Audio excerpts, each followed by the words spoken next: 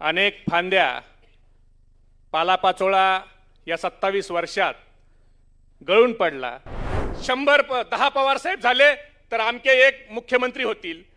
त्या लोकांनी किती चाटायची याचं काही भान राहिलं नाही। तरक्की की फसल हम भी काट लेते अगर थोडे से तलवे हम भी चाट लेते। पवार साहेबांनी 27 वर्षापूर्वी स्वाभिमानानं राष्ट्रवादी काँग्रेस पक्ष नावाचं एक रोपटं लावलं आणि त्या रोपट्याचा वटवृक्ष झाला। अनेक फांद्या पालापाचोळा या 27 वर्षात गळून पडला। परंतु पवार साहेब हे माझ्या दृष्टीनं हे फक्त एक नेता नसून तो एक विचार आहे। मी नेहमी विचारे वंदनाताई यासाठी सांगतो की आज खऱ्या अर्थानं आपले 8 खासदार आहेत, 10 आमदार आहेत, पण या 10 आमदाराचे 100 आमदार हे व्हायला वेळ लागणार नाही जोपर्यंत नवीन पिढीला आपण शरद पवार साहेब सांगणार नाहीत। ही काय मोठी गोष्ट नाही। आज काय होतंय, आज ओबीसी समाजामध्ये आदरणीय पवार साहेबांच्या बद्दल द्वेष पेरला जातो। पवार साहेब हे ओबीसीचे विरोधक आहेत असा विरोधकाकडून प्रचार केला जातो। पण आपण त्यांना उत्तर दिलं पाहिजे की ज्या वेळेला मंडळ आयोगाची अंमलबजावणी करायचा निर्णय व्हीपी सिंगांनी घेतला त्यावेळेला मंडळ आयोगाच्या विरोधात ह्याच भारतीय जनता पार्टीनं कमंडल यात्रा काढली।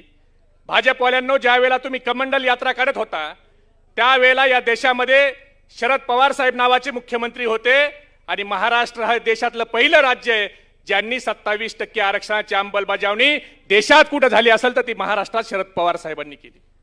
पण दुर्दैवानं आज आपण हे सांगायला कमी पडतोय।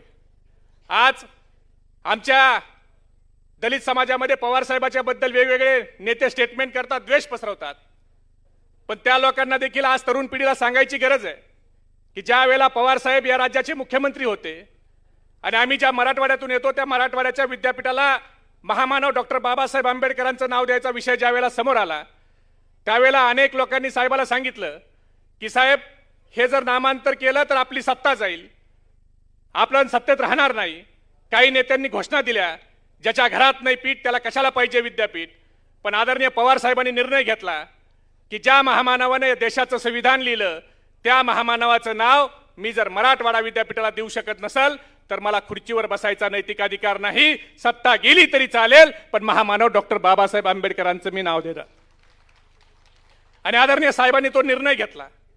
महामानव डॉक्टर बाबासाहेब आंबेडकरांनी संविधानात लिहून ठेवलं की खऱ्या अर्थानं या देशामध्ये लोकशाही प्रस्थापित झाली, समतेचा विचार आला असं मला त्यावेळेला वाटेल ज्या वेळेला एखादा मागासवर्गीय समाजाचा कार्यकर्ता ओपनच्या जागेत जाऊन आमदार खासदार होईल।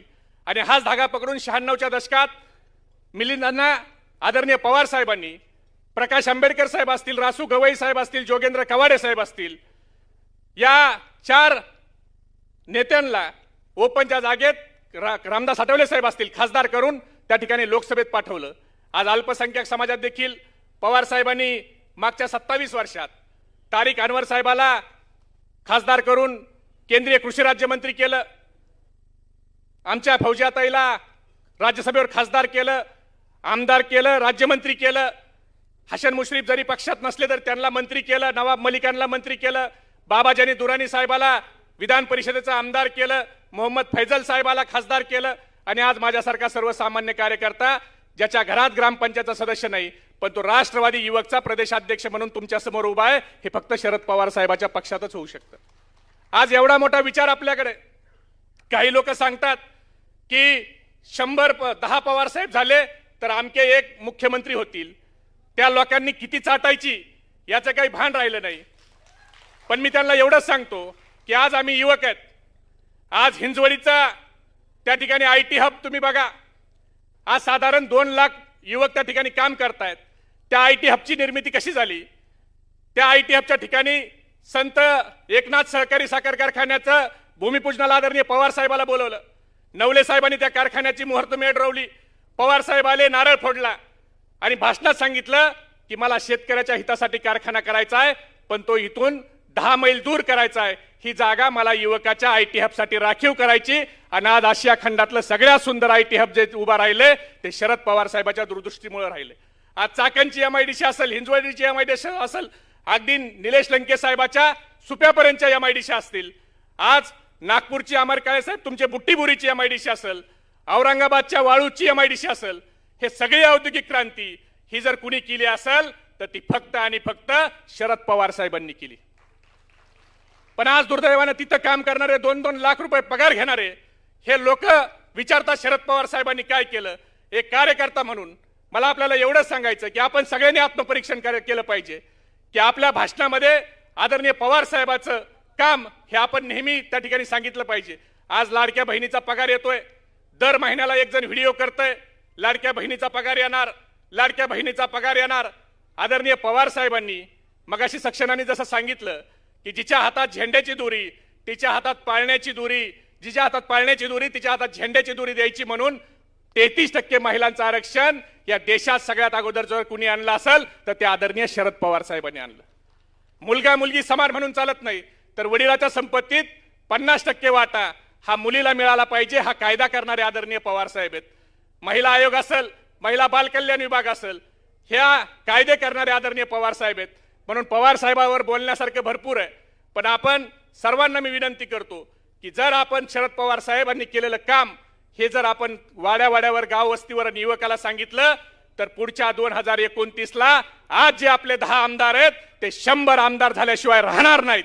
फक्त आपण शरद पवार साहेबाचा ब्रँड हा आपल्याला सांगावा.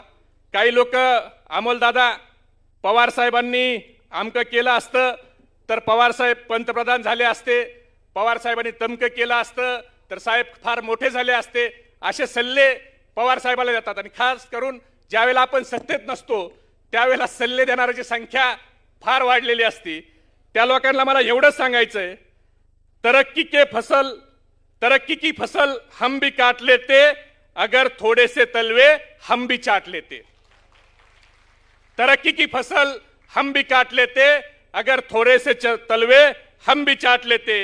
मेरे लहजे में जी हुजूर न था, मेरे लहजे में जी हुजूर न था, इसके अलावा मेरा कोई कसूर न था. पल भर के लिए भी मैं बेजमीर हो जाता, पल भर के लिए भी मैं बेजमीर हो जाता, यकीन मानो मैं कब का अमीर हो जाता. आज शरद पवार साहेबांवर आघात होत आहेत. का होत आहेत?